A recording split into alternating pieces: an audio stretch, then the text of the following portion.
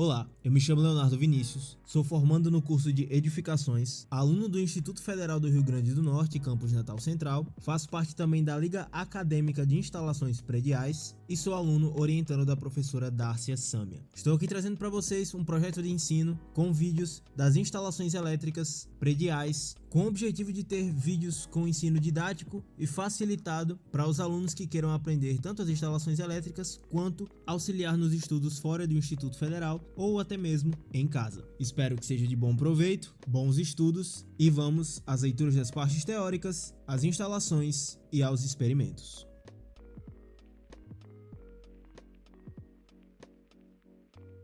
Antes de começar e antes de fazer qualquer instalação, precisamos falar sobre os EPI e a segurança em instalações elétricas. Os equipamentos de proteção individual, conhecidos como EPIs, são essenciais para proteger os profissionais contra choques elétricos, queimaduras e outros riscos.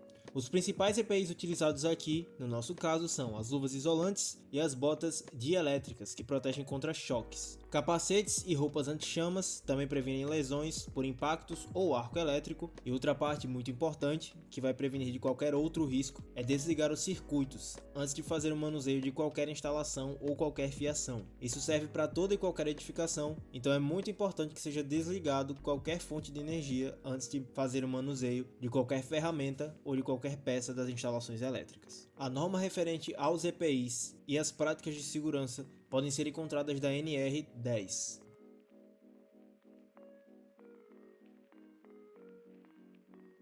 Primeiro de tudo, vamos falar sobre o disjuntor e o nosso quadro didático. O disjuntor recebe a energia diretamente do quadro de distribuição, onde está conectado os barramentos de alimentação, fase e neutro. Ele é instalado no circuito elétrico e funciona como um interruptor automático de proteção. A energia entra pelo terminal de entrada do disjuntor e sai pelo terminal de saída, alimentando todo o circuito conectado. Ele também tem um monitoramento de corrente com a bobina magnética que detecta curtos circuitos, desligando o circuito imediatamente. Ele também conta com elemento térmico bimetálico que detecta sobrecargas, desarmando o disjuntor quando a corrente ultrapassa o limite por um período prolongado. No nosso caso, no nosso quadro, temos um disjuntor principal e dois disjuntores menores, onde estão os circuitos com os fios fase e o principal com o fio neutro que está ligado a todo o circuito que vamos explicar nos vídeos que vêm a seguir. Sobre o nosso quadro, temos uma pequena observação. Não faremos o uso do fio terra porque o nosso quadro didático, como vocês podem observar, não o possui, mas o fio terra é conectado a um barramento de aterramento dentro do quadro de distribuição.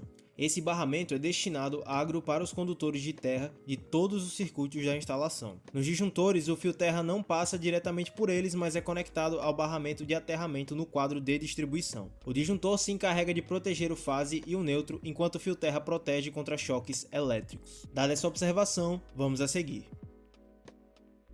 Na primeira etapa das nossas instalações, vamos falar sobre as tomadas. As tomadas são dispositivos indispensáveis em instalações elétricas. Elas são projetadas para viabilizar a conexão de equipamentos eletroeletrônicos à rede elétrica. Com a evolução das necessidades dos usuários, surgiram variações como as tomadas convencionais, as tomadas que nós conhecemos, inclusive com mais de uma entrada, e também as tomadas com entradas USB, que vamos falar mais à frente. Essas também são conhecidas como tomadas inteligentes. Ambas possuem funções distintas e atendem a diferentes demandas do cotidiano. Primeiro de tudo, temos a tomada convencional. É o modelo mais comum e amplamente utilizado em instalações elétricas residenciais, comerciais e industriais. Ela é destinada à conexão de aparelhos elétricos, sendo composta por um ponto de alimentação de energia elétrica fornecido pela rede. Ela apresenta os seguintes componentes principais: a carcaça ou suporte fabricado em materiais isolantes, como policarbonato, que garante a segurança e a proteção dos usuários. Módulo de encaixe, que contém os orifícios com os pinos do plug, geralmente dois polos mais terra em sistemas aterrados, bornes de conexão que permitem a fixação dos condutores fase, neutro e terra, um contato metálico interno feito de materiais condutivos como cobre ou latão, assegurando a transmissão da corrente elétrica, moldura ou espelho, que é o acabamento externo que protege e oculta os componentes internos, promovendo estética e funcionalidade. Quanto à instalação da tomada convencional, segue os parâmetros da norma NBR 5410, que exige o dimensionamento correto dos circuitos, as conexões dimensões adequadas e a altura regulamentada. Os circuitos de dimensionamento basicamente são as tomadas de uso geral, conhecidas como TUG ou TUG, e de uso específico, TUE ou TUI. Partindo para a instalação do nosso circuito, aqui temos uma caixa de passagem com os fios neutro e fase, que já vem diretamente do disjuntor que apresentamos anteriormente. E a partir dessa tomada também levaremos esses fios aos próximos circuitos. A parte que está cobrindo esses fios e ligando também ao eletroduto é a caixa de passagem, e o tubo que estamos vendo em cor amarelo subindo é o eletroduto. Nessa instalação vamos fazer uma tomada convencional com a entrada para 3 pinos, onde teremos o fio neutro, o fase e o terra, mas como citei nesse caso não usaremos a passagem do fio terra, porque no nosso quadro didático nós não o possuímos. No verso da tomada podemos ver a entrada para 3 fios, onde temos os bornes. Nessa parte, nos bornes, temos parafusos, onde vamos frouxar ou apertar eles com uma chave estrela ou uma chave de fenda. Olhando com mais atenção, vemos essa abertura, que é justamente onde é apertada pelo parafuso. Nela, vamos introduzir o cobre que está dentro do fio. Cobre esse que deve ser bem cortado, assim como também o PVC que protege esse cobre. O cobre deve estar exposto em uma distância segura, onde você possa introduzi-lo, onde ele será pressionado pelo parafuso e o sistema do borne com a chave estrela, assim fazendo a conexão correta.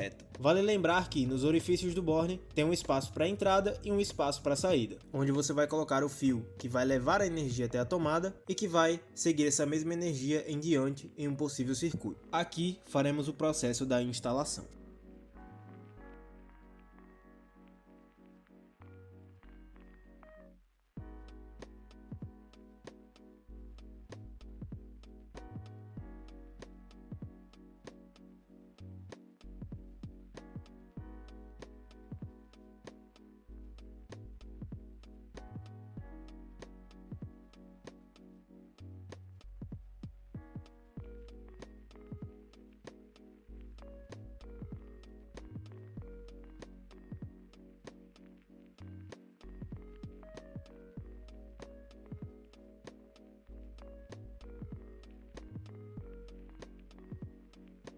Agora temos a tomada devidamente instalada e só nos resta encaixar a parte interna do plástico interno da tomada na caixa de passagem. E para colocar a tomada na caixa de passagem, temos que lembrar de remover a parte externa do acabamento para que ela seja fixa corretamente na caixa de passagem com um parafuso.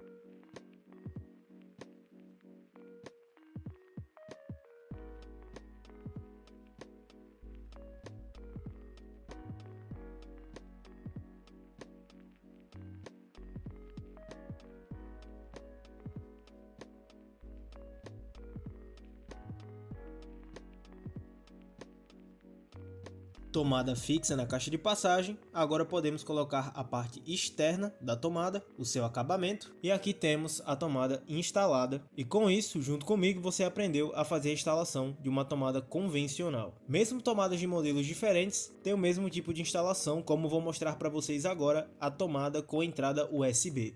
As tomadas com entradas USB têm a única diferença das entradas USB. Como mostramos aqui no vídeo, temos uma tomada com uma entrada convencional, com 3 pinos, neutro, fase e terra, e logo abaixo, 2 entradas USB, onde você pode carregar celular, conectar qualquer tipo de aparelho para carregamento, que usa, é claro, as entradas USB. A conexão interna dela é um pouco diferente. Se você virar a tomada para o verso, você vai ver um pequeno gerador e 2 fios que já estão nela, um fio neutro e um fio fase, que servem justamente para a alimentação do USB. Esses 2 fios se ligam aos bornes da tomada, nos espaços também do fio fase e do fio neutro já convencionais. Faremos agora somente a conexão do neutro para que continue o circuito, como vou demonstrar para vocês. E a partir daqui temos o mesmo processo de instalação: remover a parte externa, fixar a tomada na caixa de passagem, colocar o parafuso e assim temos uma tomada USB instalada no nosso circuito.